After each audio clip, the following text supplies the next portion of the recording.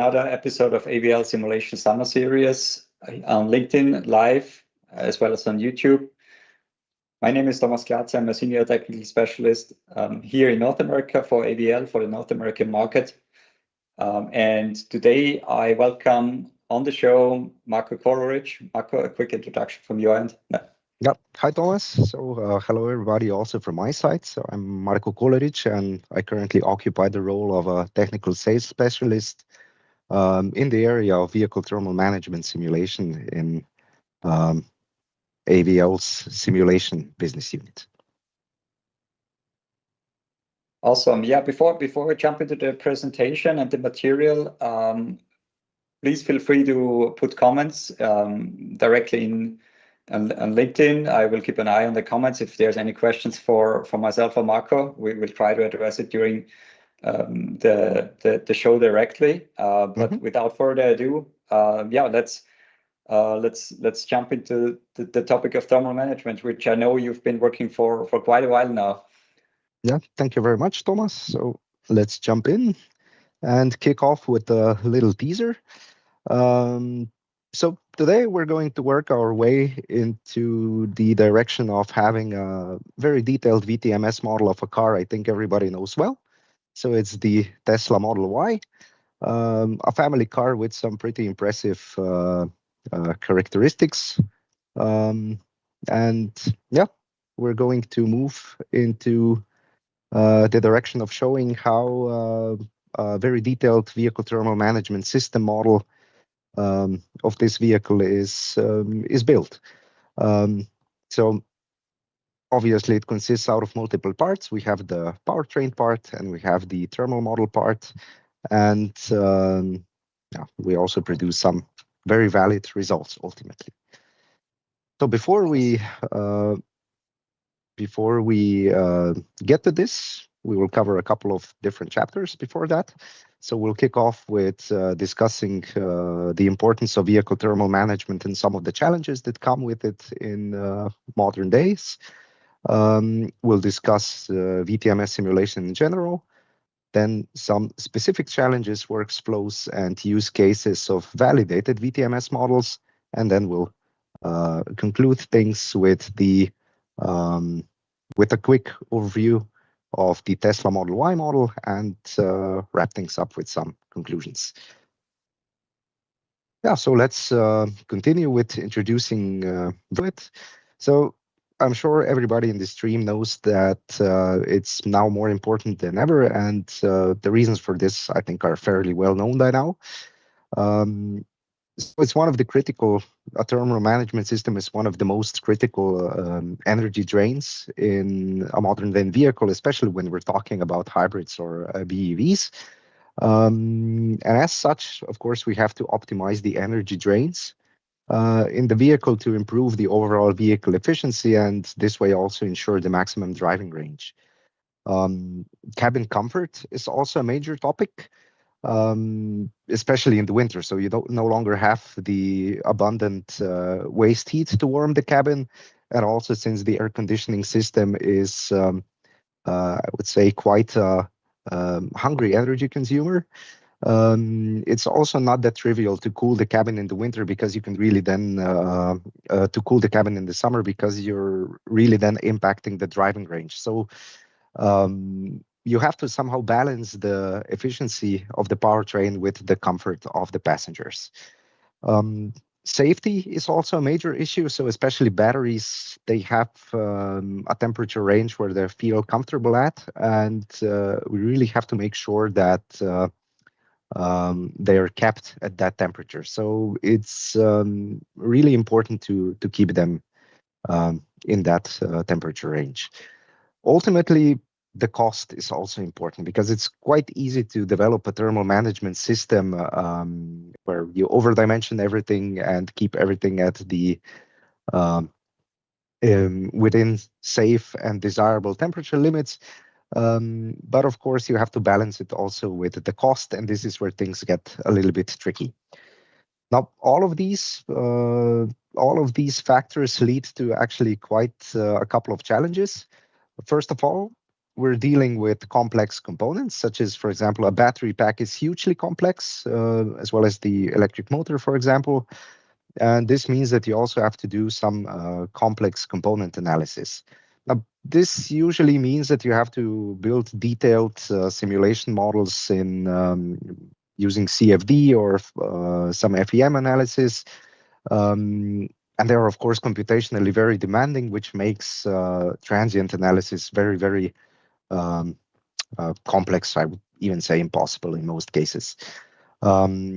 Second of all, you have multiple systems on board of a modern vehicle. So you have, for example, the powertrain, you have the thermal models of the powertrain components, you have the multiple cooling circuits and lubrication circuits. There's a refrigeration system, there is a cabin system, and all of these, of course, work interconnected, and you have to make sure that you start the integration of them as soon as possible in the development process, because you're also pressured with a very challenging development rhythm, and the time to market is getting like progressively short, more and more short, basically. So one of the pretty obvious solutions to these challenges is, of course, utilizing simulation. And VTMS is one of the areas of the modern day vehicle development process where we can really reap the benefits of the simulation. Let's have a quick look at the typical VTMS model that we would be facing nowadays. So you would have the vehicle and the powertrain as kind of the heart of the simulation model or the core of the simulation model. And you would also have to build thermal models of the powertrain elements, such as the electric motor or the internal combustion engine, as well as the battery. You would have to build cooling circuits, so you could have independent loops for the battery and the electric motor, or they could be connected. Most likely, they could. It would be flexible. So you could connect the cooling circuit, that you could separate them. You also have to consider the cooling package, the passenger cabin, the refrigerant circuit, and there are many interdependencies between especially the thermal parts of the model. And yeah, so as you can see, you have to consider many systems that are spanning over multiple domains. So the simulation tool that you're using also has to be able to cover that. And in AVL, we use AVL CRUISE M for this purpose. It's a multi-physics tool that allows you to simulate models in the driveline and transmission domain. That can, of course, and the powertrain can, of course, be electrified. So we support everything from hybrids to BEV to fuel cell EV vehicles. Also, historically, our strength is in the engine and after treatment department, so that's also part of the package. And more and more important are also cooling circuit simulations. So we have a liquid flow module as well as the refrigeration. So that's also part of the CRUISE M package. Now, looking at such a typical layout or composure of the model, you might think that this is quite complex, and you'd be right.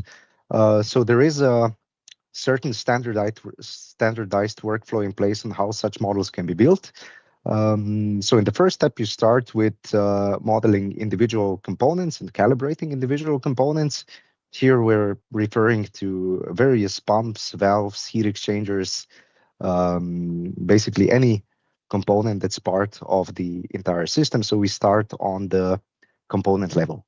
Then you start assembling these components into standalone submodels. So you can, for example, form models of cooling circuits, refrigerant circuits, oil circuits, thermal models of the battery or of the electric motor, and similar things. So once you have these standalone submodels, you can slowly move to the third step, where you're merging these submodels into a merged thermal model. So, for example, you can couple the thermal model of the battery or of the electric motor to the corresponding cooling circuit and refrigerant circuit. And here you already start considering basic model interactions, such as, for example, the heat exchange between the refrigerant and the coolant in the chiller, or the heat exchange between the cooling channels and the structure of the electric motor, stuff like that. So really just on a basic level, you start merging the model into one big whole integrated model. You can already start adding some basic control logic here. In the next step, you merge this already kind of completed thermal model as well as with the powertrain as well as with the control functions. So here you begin introducing heat sources generated by the powertrain in the electric motor or in the battery or in the internal combustion engine to the thermal part of the model. And to, of course, correctly calculate these heat losses, you also have to provide the temperatures of these components calculated by the thermal model into the powertrain model. And this is where you then really also start to implement the detailed control logic into the model. So once the entire model combining the powertrain and the thermal part of the model is running, you basically start with what's the most complex part of the entire modeling workflow, and that's the calibration and fine-tuning. So in order for a simulation model to actually have any value, you need to invest a lot of modeling efforts. So we estimate for a modern day vehicle, it's about 6 months of a very experienced simulation engineer. And most of this time will be spent here on this calibration and fine-tuning according to test data. So to provide a model that produces valid results, you need to play quite a lot of time with adjusting various control parameters, various physical parameters, so that the simulation results align with the test results. So as you can see, the modeling effort is quite high, and there are multiple steps that you have to take. And there are, of course, features in place that help you with the setup of such models. And I would just like to highlight a couple of them in the coming slides. So we have in AVL CRUISE M, we have heat exchanger calibration wizards. These are basically small wizards that are part of the software, and they are present in any type of heat exchanger, really. And it's a 3-step process how you can make the simulation results of the heat exchanger align with the test data provided by the supplier. So in the first step, you specify the geometry of the heat exchanger, and you can also select the correlations that you want to use to estimate the heat transfer and the pressure drop. In the second step, you provide or input the pressure drop and heat transfer test data that you've measured or that your supplier has provided. And then you run the wizard, which will just run a small optimization routine to fit the parameters. And you end up basically with a model of a heat exchanger that produces valid results. So that's one nice feature to help you with the setup of the VTMS model. The second one is the cooling package modeling. So cooling packages are hugely important in modern day vehicles because you usually have quite a couple of heat exchangers present in front of the vehicle, and the overlapping of them is quite important because you for packaging issues you can't really make sure or you can't really guarantee that the airflow will be unobstructed. So it's important to consider also the outlet temperatures of the heat exchanger placed in front of another heat exchanger. And this is where our cooling package component comes into play. So you can model radiators, charge air coolers, air conditioning, heat exchangers such as condensers.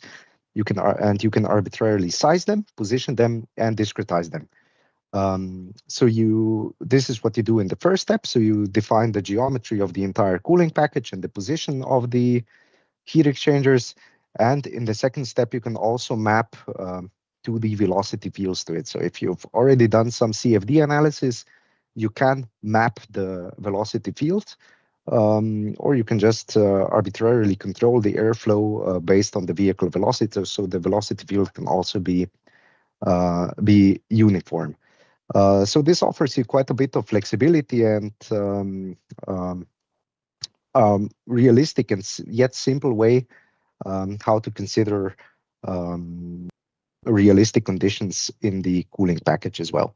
So ultimately, once you've done that, once you've parameterized the cooling package, you can, of course, include it in the entire VTMS model and observe realistic results in terms of flow temperature, flow velocity, vapor quality, and also coolant or refrigerant outlet temperatures. So a very powerful component that really helps to improve the quality of the results.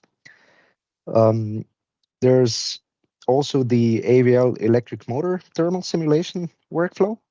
So it's basically a tool that allows you to automatically generate thermal models of your electric motor, and depending on your starting point, there are two options.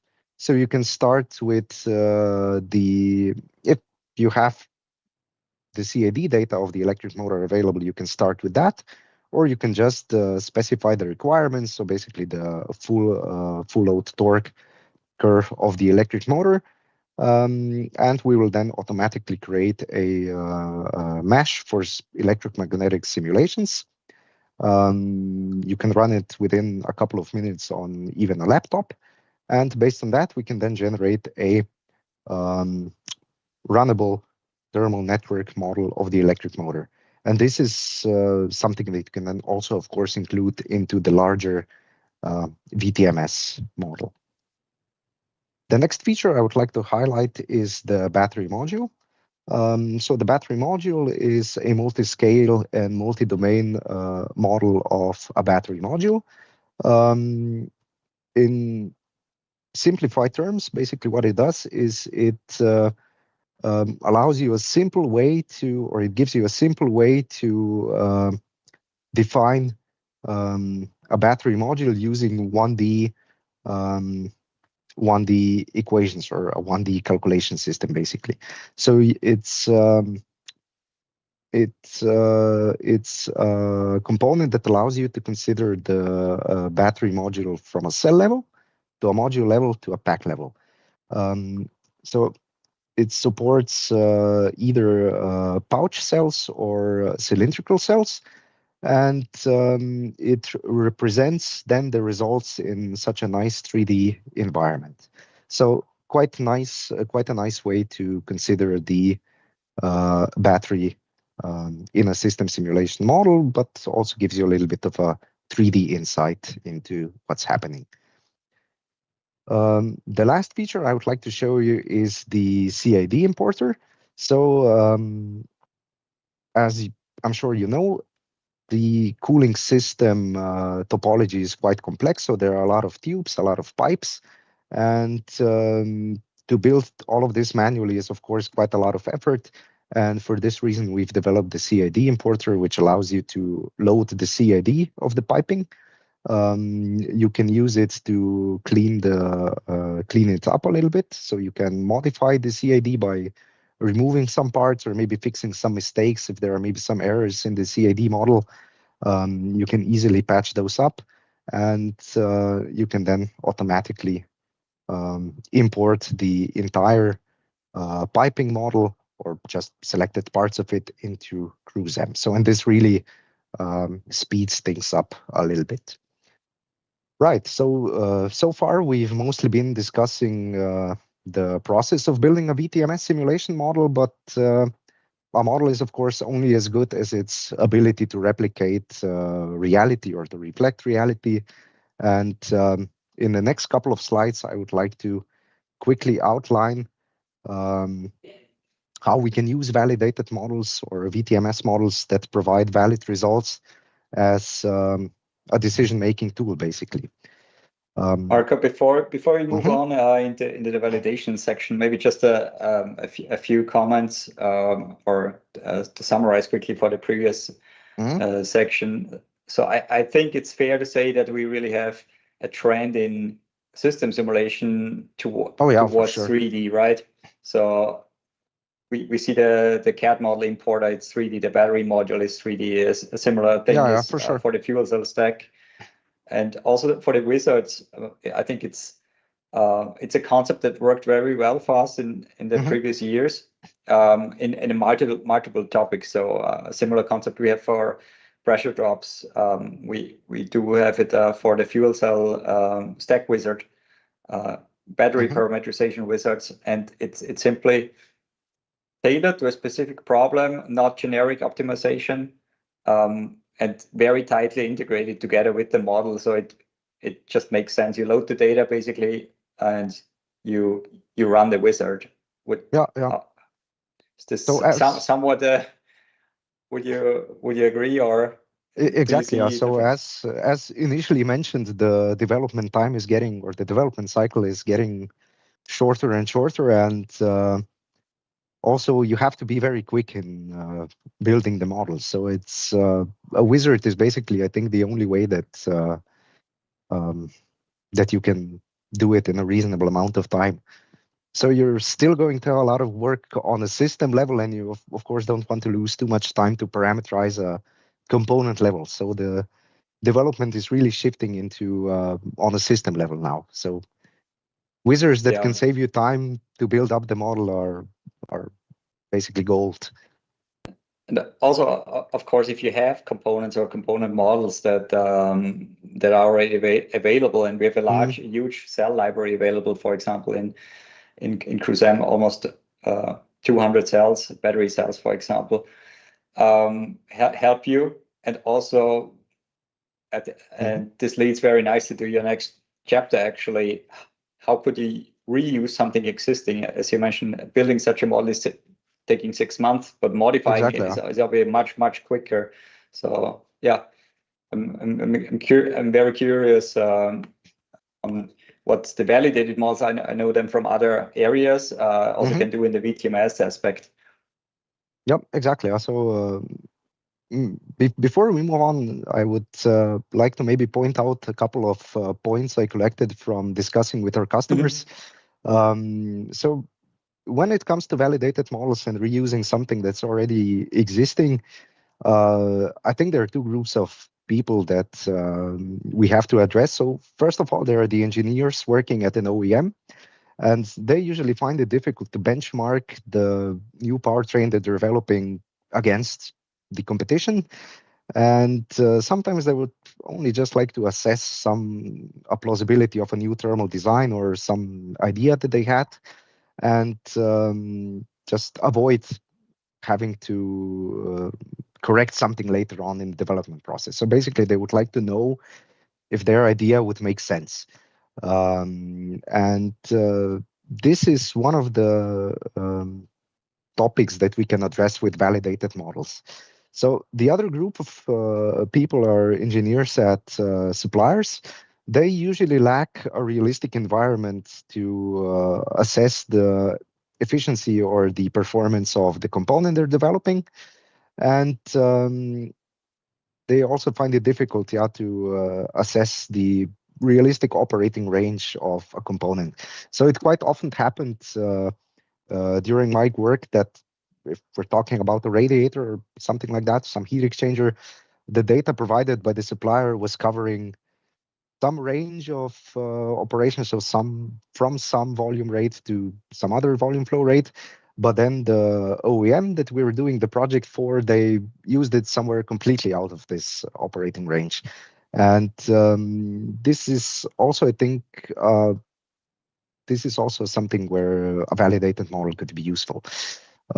So basically, validated models, they can offer a lot of answers already very early in the development process to both OEMs and suppliers. So I'd like to quickly throw in a third, just because it fits a third use case here. also for education. So we had used them in university courses as well already. So there's also some educational versions are available of the industry grade models, and it was historically very hard to get. Either it was very simplified or but with these validated models, it's also great for any PhD level research or just also master and bachelor courses where you will start to go into the modeling development. Yeah. So we also have customers that are right now, so suppliers that are right now just producing components, but would like to move on to becoming a system provider. They also find these models quite useful. Yeah. So what makes a model validated? So it has to cover multiple operating scenarios, such as different climate conditions and different operating modes, ranging all the way from charging to driving preconditioning, and of course the accuracy level. So there are two levels. The first one is more general, just capturing the trend of component temperatures and the overall vehicle consumption. The second level is a little bit more in depth, where we have to make sure that the results also match on a component level within a reasonable tolerance, which is around 5%. Sorry. So the roadmap to validated models starts with our global vehicle benchmarking program. So we buy vehicles, we measure things, we take them apart, and we, of course, acquire huge amounts of data that we then clean up and then reverse engineer a model or build a model based on reverse engineering the test data, basically. And in the end, we come up with validated powertrain and VTMS models. Yeah, so there are, of course, some issues with creating validated models. So first of all, you need huge amounts of input data, which obviously involves some costs and manpower and also equipment. The model itself is quite complex because of the system complexity and a very flexible model topology. So the same car or the same thermal management system can be completely different if it's heating or cooling the powertrain. And it's not easy to handle such a simulation model. So you also need a very experienced simulation engineer. The third problem is the thermal control strategy. So there are usually multiple thermal modes available and a highly flexible VTMS layout or system. And it's, of course, challenging to reverse engineer all of this out of measurement data. If you're an OEM, this is, of course, easier because you have access to the source code, but still, I would say this is quite a big challenge. Yeah, so and the benefits, we already briefly touched upon that. So such a model allows you to benchmark your powertrain against the competition. You can improve your design by understanding the strengths and weaknesses of competitors, and you reduce the development cost by taking correct decisions very early on. And for suppliers, I think it's also pretty obvious. So you get a realistic environment for component development and system level evaluation, and you can benchmark the developed component against competing ones. And also this, we also mentioned a little bit, you also gain know-how about thermal architectures and control strategies. Right, so we still have some time left. Let's move on to the validated. We have a few minutes left.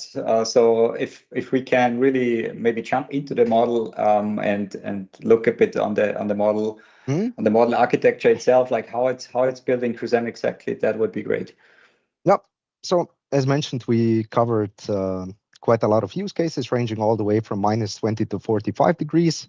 And we try to cover the most extreme use cases, such as fast charging or extended driving and the maximum velocity, as well as driving a legislative cycle. So the model itself on the top level consists out of three parts. We have on the right side the powertrain. On the left side, we have the thermal management system. And we, of course, exchange the heat losses coming from the powertrain to the thermal system, and vice versa. We have the temperatures of the battery and electric motor, as well as the power consumption of various pumps and compressors.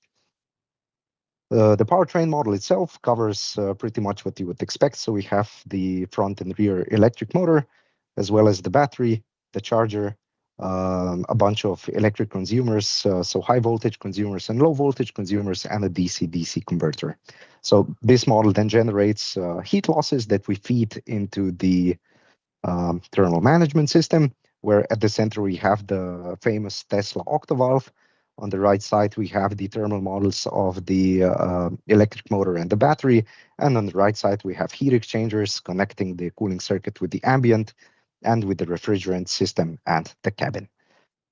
So I will just show a couple of results. So at minus 20 degrees, we basically tested the WLTC cycle, followed by some highway driving and then a warm WLTC cycle, and achieved a very good vehicle velocity and the battery state of charge matching. So the battery state of charge was our primary objective, to get that matching. And the battery temperature also follows the tested temperature in a sufficiently good way, as well as the electric motor temperature. So we got a good matching also on the thermal aspect of things. The second set of results I would like to show you is the cabin cool down at 40 degrees Celsius. So we are driving in at a city velocity of about 30 kilometers per hour. We get a very good battery state of charge, as well as the battery temperature that's matching very well, as well as the cabin temperature, so the cabin cool down. Right. That's very impressive for 1D, primarily 1D model. Would say, yeah, thanks for sharing these results. Definitely. Yeah, you're welcome. Happy to share. Yeah, so maybe if we can take an extra minute, can we, Thomas? I'm not sure if the time allows us. I think we can take one minute. Yeah, just to summarize, we've once again established that thermal development is quite challenging because of the large system complexity, and that the development process basically has to be virtualized to enable us a quick development process where we are able to take informed design decisions, and simulation is absolutely key. Up next, we discussed that validated models can benefit both OEMs and suppliers, and some of the challenges that are related to the creation of them. So you need a large amount of data to create them, and also extensive engineering and simulation skills. So we as AVL, we can help you out with that. So we provide a complete service ranging all the way from simulation tools and education to engineering services. So part of this offering is also our library of validated models. So we also do validated models on demand, ranging all the way from testing and data acquisition to then also building a validated VTMS model and supporting you in the usage of such model. Great. So with this, I would like to thank you for your time. That was a great summary. Yeah, as you mentioned, basically from simulation tools to helping you using them, to doing the work for you, to providing you a ready-to-go model. I think all aspects are covered. Yeah. Since we have no time for Q&A anymore, please put any comments or any questions in the comments, tag us, or reach out to us on LinkedIn directly. Feel free to engage us on social media or absolutely. Yeah, you will find our names and profiles in the comments. With that, I'd like to thank you. We have one more episode this summer, so that's next Wednesday. We will talk about advanced